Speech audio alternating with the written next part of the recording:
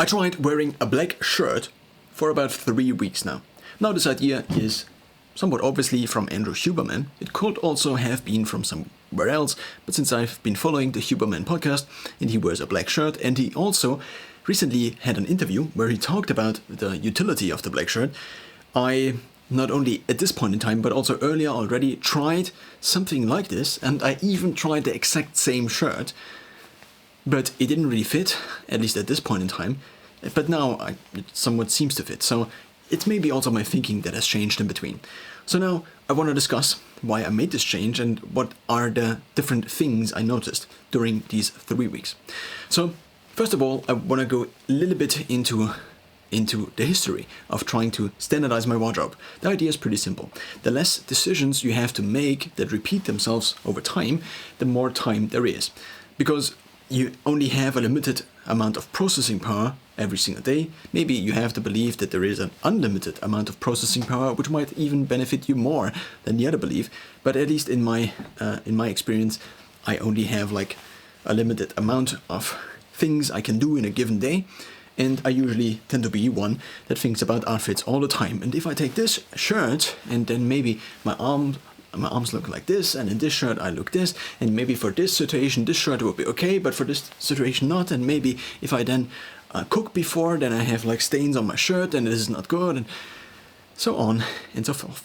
And then also, if you change situations and circumstances, and you are in a gym versus when you are somewhere else, and then what if the shirt you wore before doesn't fit into the next situation, and what if sometimes you want to be dressed formally, other times you want to be dressed more casually. Now, for this reason, I tried to standardize my wardrobe already. I basically made 3 different stacks during high school already, and these 3 different stacks were shirts, were hoodies and sweatshirts, and something else. Now, out of these 3 different stacks, I just took one item, and because these had different item numbers, they would rotate all the time, and then I would put them into the laundry and I would replenish these 3 stacks. This would result in ridiculous outfits sometimes. Yeah, well, but at least I didn't have to think about it too much, but also the ridiculous outfits, because sometimes things didn't fit together, seem to have caused some mental background processes, like what if I'm like, why am I wearing this? This is ridiculous, and so on and so forth. So the second iteration of the system was that I tried to standardize it down to a very few basic items. Maybe not a zipper hoodie, maybe another hoodie. But I want to shorten this because it's probably not that interesting to you. So the next stage is that I bought shirts from H&M and also decided to wear black jeans. Now there are these normal black jeans, you can also find them in a short version. Almost the exact same pant H&M also sells in a short version. I also then went for black socks, but black socks is kind of a standard anyway, because they tend to be dirtier compared to other clothes, like your shirt for example, similar maybe to the pants. For this reason, most people don't wear white pants, but usually the black pants. I also try to go already into monochrome or only gray items. But eventually I realized I had to kind of replace some of my wardrobe items, otherwise I couldn't really do this. Now, in this stage, I then had long black jeans. These are also stretch jeans, and this is always the slim version because they seem to, at least in the past, have fit me the best. Now, they currently don't any longer because they are, in general, a little bit not wide enough. Probably because I put on so much muscle in the meanwhile. Now this is basically the short version, and these are just for summer. And of course they don't have too many pockets, but it's just normal pants. But you can wear them basically in almost any given situation, maybe even to a wedding, because they are just black jeans. If you had blue jeans, then you maybe would think about it. And if you then have something else you want to fit with the blue jeans or with other jeans or with beige jeans, or are there even beige jeans, maybe beige chinos, then I also decided to get shirts, because shirts are so simple. Not shirts with buttons, but just normal t-shirts. Now, because you can get t-shirts in a long sleeve and a short sleeve version, this would mean that I would also have kind of a short version for summer and a long version for winter. The same with the socks, you can get the sneaker socks and the other socks, and the same with the shoes. I usually nowadays, or basically almost exclusively, wear Revo barefoot shoes, and these shoes are mostly kind of for health reasons, because they seem to be better for foot health, even though maybe this is another discussion entirely, and I don't want to convince you of anything. Now, these are the shirts, and I wore them for a while, and they also had benefits compared to not having the standardized wardrobe. But what I eventually realized is the following. First of all, a white shirt doesn't stay white for the longest of time. Now sometimes you get stains on it, you might not be able to see it because it reflects so much, because I'm wearing black, so therefore the camera reduces the exposure in overall exposure or the overall brightness of the picture, and therefore white items seem very white. Now, the problem is, as soon as you have one stain on a white shirt, it doesn't look clean any longer. And this problem can be solved by just not having a white shirt, but a black shirt. On a black shirt, basically every color, apart from very white colors, is not very visible. Now, there are very white things, like a hair, for example, seems to reflect light in a way such that you can be able to see it. Now also, this shirt here reflects a little bit of light, so it's not totally black. It could also be matte black, but this is more of a shiny fabric. Now, back to the shirt thing. I also tried wearing these white shirts for a while, but they seem just seem to be a little bit too dress up. It's like, look, I'm wearing this white shirt and I'm going somewhere, I'm maybe going to anywhere, I don't know. But what I wanted is actually a wardrobe that I could just fit into any situation. What is the wardrobe that fits into most situations? Can I wear this to a funeral? Probably. Can I wear this to a wedding? Probably yes. Can I wear this as I'm going out, for example, to a party? Probably yes. Can I wear this if I'm working as a cook? Probably yes. Can I wear this if I'm working, I don't know, as something else? Probably yes. Because black is just the color, or the absence of color, or the absence of reflection of light that is just very, very basic. It is basically so simple. And of course you can also take white, which is reflecting all the light, and is also not really a color, but it is just something that just doesn't absorb too much light, so therefore it also hides a little bit of your figure. And also in the white shirt I noticed that it's like, if I'm wearing this white shirt and it's somewhat tight, then it's like, look at my upper body, look at my upper body. Upper body.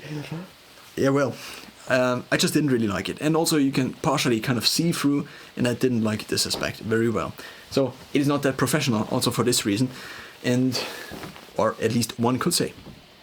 So another thing was what I realized, and this might be something that is special to being male, and also to being able to grow a beard, I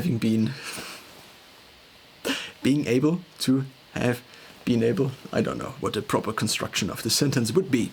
So now, here is the problem. If I have a normal color like this, then this undercuts my beard.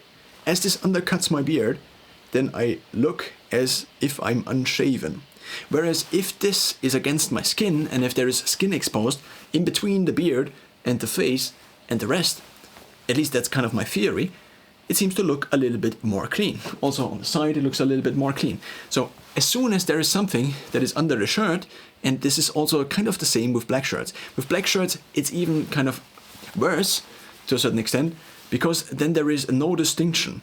And then one would just, ideally, I would just want to cut off my beard in this scenario, because it is just this weird thing that's in between here. But if there is a little bit of neck that is exposed, then you have this distinction, at least with my skin color or skin complexion, of this here, then the darker beard, which is actually colored. It's not that dark, even though my hair is kind of like this color. But the beard seems to be brighter for some reason, and it doesn't look that good if it is not that bright. If it is that bright. So I tried the black shirt. The black shirt that Huberman wears. It's not probably the exact same thing, but I looked at all the different shirts at H&M, and all the different shirts at H&M, there was one that was slim fit, that was also a kind of stretchy fabric, basically very similar to this, and there was also a muscle fit version. I at least now think that Huberman probably has the muscle fit version, if there is a muscle fit version, or he just wears a tighter shirt, could also be. Now, for me, I'm 6 feet tall, and I'm now wearing a large size. Now, as I mentioned before, I used to be a little bit leaner. Maybe I also had less muscle, but probably not that much less muscle, because I probably haven't been able to grow much muscle in the last few years, as this would have been ridiculous since I've been training for a certain period of time. Now, what I'm trying to say here is that the muscle fit is just a way superior fit in total. And I took it, basically the large size, I took the older shirts in medium. And I realized medium was just a little bit too tight for me. Also, these shirts, they just are on your skin all the time. And because they are this fabric, they are just... I just felt like I wanted to get out of the shirt all the time. Also, I had the short sleeve versions of this, and I just didn't like how they were here. Now coming back to a normal shirt. This is now the kind of comparison between a normal shirt that is of normal fabric and a shirt with buttons. Now, a shirt with buttons has different styles to it. A shirt like this you can only wear with basically the sleeves out, and then you maybe can roll up the sleeves.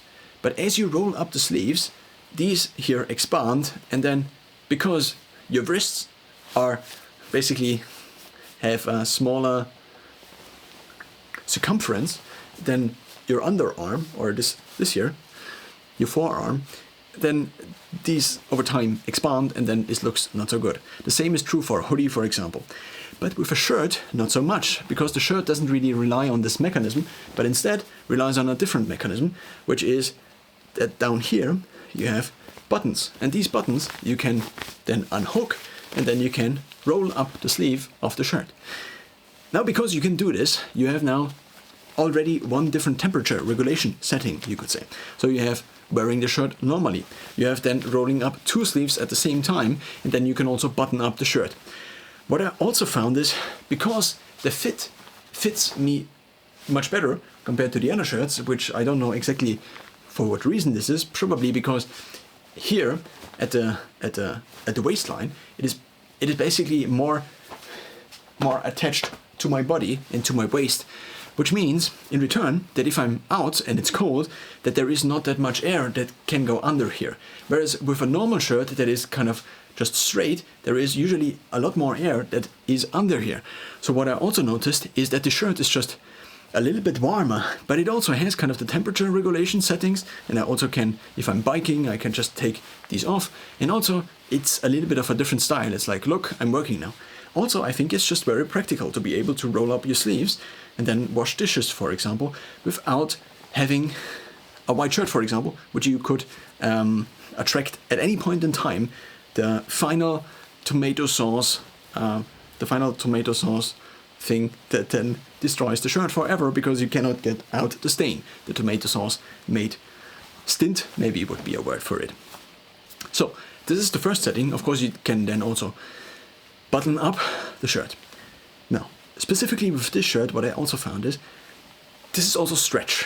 What this also means is that I did take the muscle fit, also kind of because I knew that this was stretch. So because it is stretch, I cannot tear it that easily, even if I do like stretching poses like this. So potentially, even if I have to sprint to the bus, for example, I don't have to worry that much about tearing the shirt compared to a shirt that is not stretch. Now, this is the one thing. The other thing is that this here seems to be a material that is somewhat windproof. Now, what this means is that when I'm biking, and also when it's winter and I'm doing cold exposure while biking, and I'm wearing just this shirt, then it seems to not be that big of a deal. Of course, I'm only out there for a limited amount of time, which I know the different routes I take on a daily basis, and then I'm able to convince myself that this is somewhat useful, that I am out there with a shirt. And I'm often now, in the last days, I usually wore gloves, and it had around 0 degrees Celsius, and I'm wearing the jeans, I'm wearing my barefoot shoes with sneaker socks in there, and I'm wearing this shirt. This also makes life to some extent very simple, because I don't have to worry about jackets that much. In the evening I do wear a rain jacket, at least currently. Maybe I'm different in like 2 days, but that's what I'm currently working with. And so let's turn back to the collar for a minute. I also found that this collar, these are just now some thoughts, but this collar is kind of more universal than the other one, because the other one is maybe associated with more like a business and a business lifestyle, and I don't know exactly. The other one also looked a little bit more professional.